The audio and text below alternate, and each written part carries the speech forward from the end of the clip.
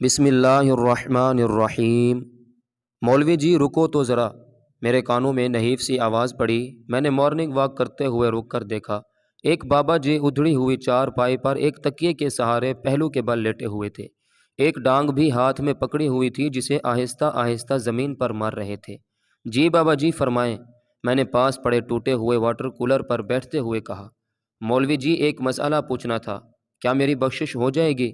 میں نے ساری زندگی روزی روٹی کمانے میں گزار دی، رب کے گھر جا نہیں سکا، اب اس عمر میں چار پائی نے جکڑ لیا، نہیں جا سکتا۔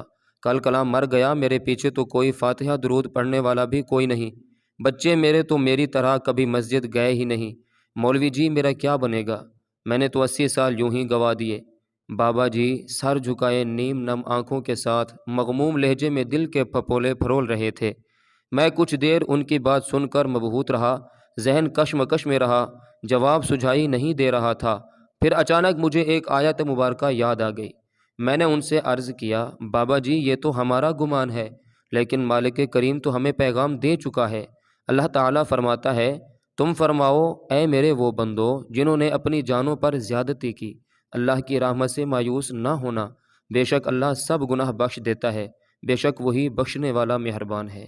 چنانچہ بابا جی ابھی دیر نہیں ہوئی، ابھی وقت باقی ہے، گزشتہ پر توبہ کر لیجئے اور آمدہ کو کارآمد بنا لیجئے، انشاءاللہ اسباب بخشش بنتے چلے جائیں گے۔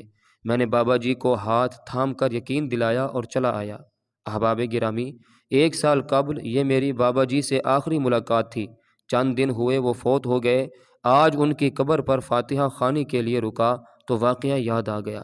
حاصل کلام، ابھی وقت ہے، رجوع اللہ کی مہلت ہے، ہمت کیجیے۔ ایک بار درود شریف پڑھ لیجئے، صلی اللہ تعالی علیہ وآلہ وسلم۔